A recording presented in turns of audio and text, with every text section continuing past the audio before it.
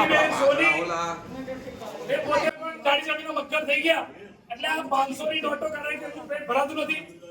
એમની પર property check કરો કે મેયર બન્યા પછી કેટલા એમના ખાતામાં રૂપિયા છે, કેટલી પ્રોપર્ટી લીધી, હવે તપાસ થવી જોઈએ. આ શીતલ મિસ્ત્રી એ પણ મગર જેવી જાડી કાઢી રહ્યા છે. મેં અગાઉ કીધું કે વિશ્વામિત્રી નદીના મગરથી ખતરો નથી, પણ આ મગરથી વડોદરાને ખતરો છે એ સાબિત થઈ ગયું.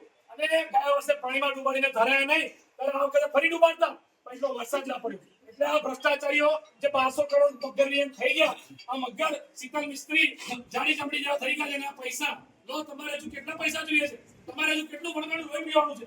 તમારે હજુ કેટલા વડોદરાની પ્રજાને હેરાન નથી કરવાની છે?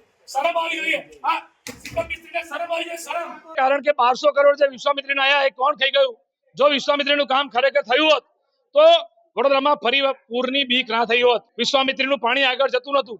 આજવાની સપાટી વધે, વિશ્વામિત્રીની સપાટી વધે. પેલા ચેરમેન અધિકારીઓ બધા સ્ટેટમેન્ટ આપે કે ભાઈ પૂનમ છે એટલે દરિયામાં પાણી નથી જતું. આજે ખબર પડી? અરે નાના છોકરાને ખબર છે વાર્તા કે ભરતી અને હોઠ, પૂનમ અને અમાસની. તમને આજે ખબર પડી? તમે શું પ્રી પ્લાનિંગ કર્યું? તમારે પ્લાનિંગ કરવાનું હતું. તમારે વડોદરાને બચાવવાનું હતું. કોટેશ્વર ગામ પાણીમાં, કલાલી ગામ પાણીમાં, ઉંડેરા પાણીમાં, કરોડિયા પાણીમાં, બાજવા પાણીમાં, જામવા પાણીમાં. તો તમે વડોદરાના ભાજપના નેતાઓ તમને સોના ગાંઠિયા માટે બેસાડ્યા છે? શરમ આવે છે તમને? તમે પ્રજાના પૈસાનો વેઠવાટ કરો છો.